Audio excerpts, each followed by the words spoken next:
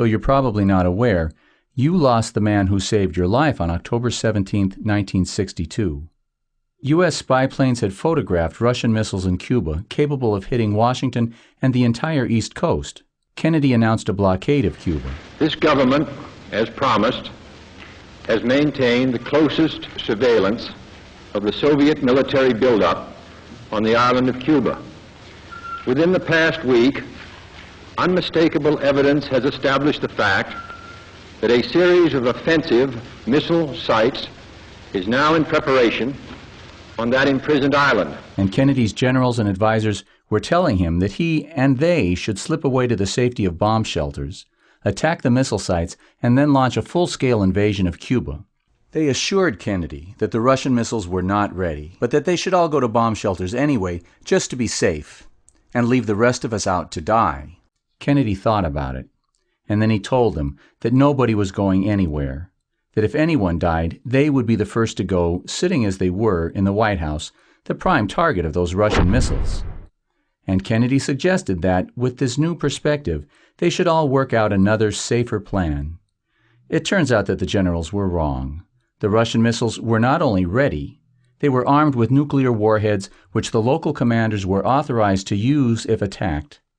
Kennedy saved the world and you from nuclear holocaust that day, a holocaust that almost certainly would have killed everyone in the Northern Hemisphere.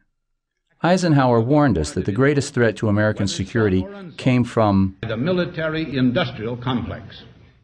And Kennedy heard him. And then he called on the world to strengthen the United Nations organization, to help them not just to rein in the military-industrial complex, but to eliminate it completely.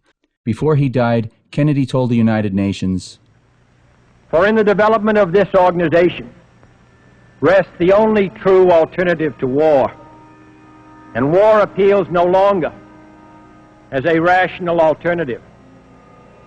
For a nuclear disaster spread by wind and water and fear could well engulf the great and the small, the rich and the poor, the committed and the uncommitted alike. Mankind must put an end to war, or war will put an end to mankind.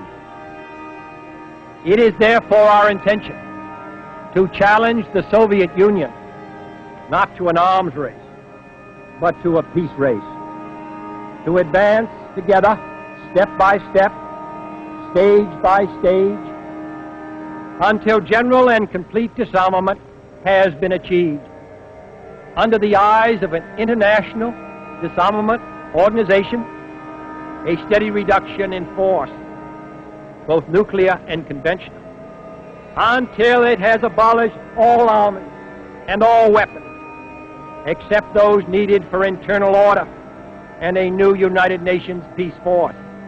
And it starts that process now, today, even as the talks begin. Never have the nations of the world had so much to lose or so much to gain. Together we shall save our planet, or together we shall perish in its flames."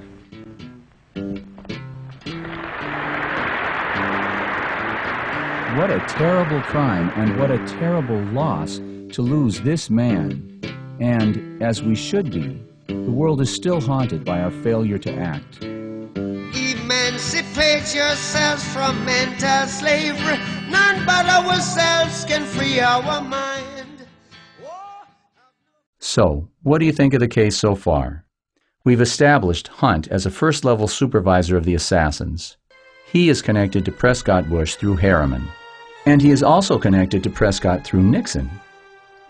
It will probably surprise you to learn that very early on, many key people knew that the CIA, through its Cuban and Mafia operatives, had killed the president.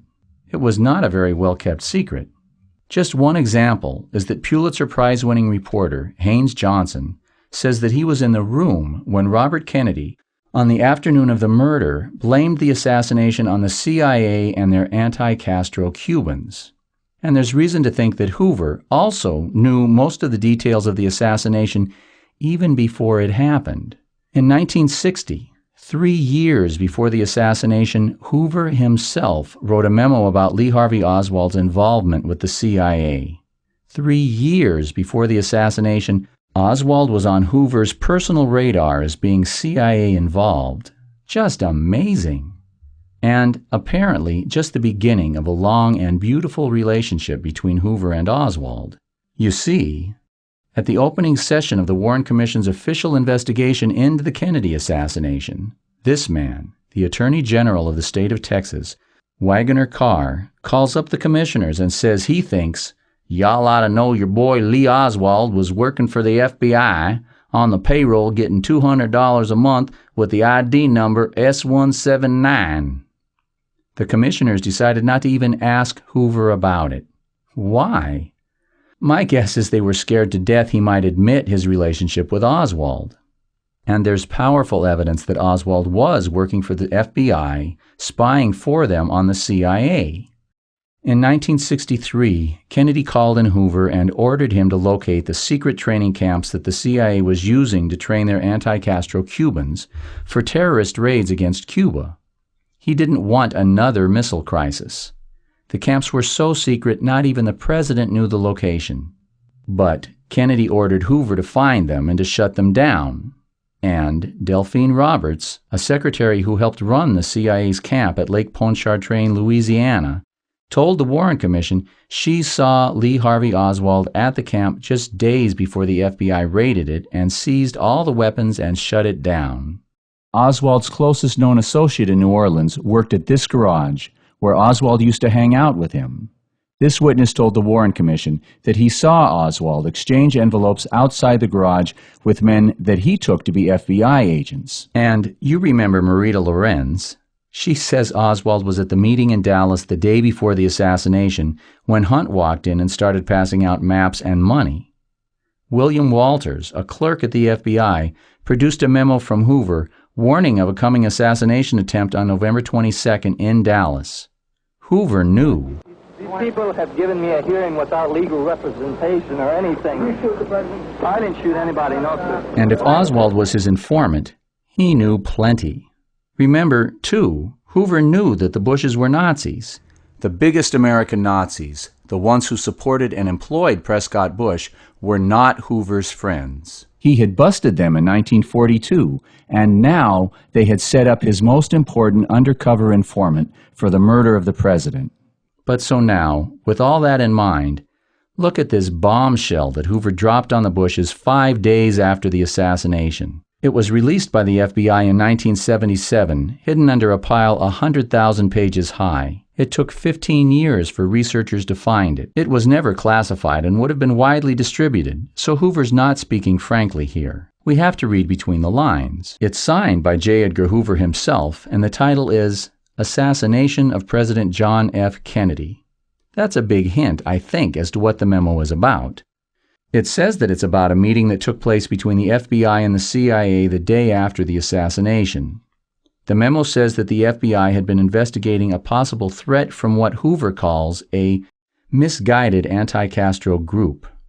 A misguided anti-Castro group. The memo doesn't say that members of some misguided anti-Castro group killed Kennedy, but Hoover undoubtedly knew that they had.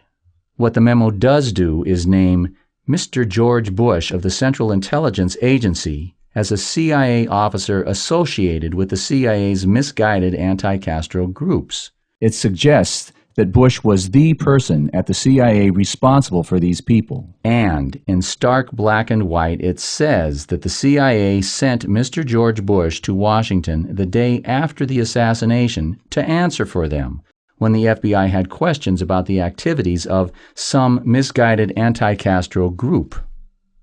The memo was a scandal when it was made public in 1988, because it says that George Bush was in the CIA in 1963. It means that Bush lied, committed perjury when he told the Senate under oath that he had no CIA experience before becoming director in 1974. It means that he was in the CIA when he ran for Senate and lost in 1964, and when he ran for Senate and lost in 1970. And it means that he was in the CIA when Nixon brought Bush into the White House, trailing E. Howard Hunt behind him.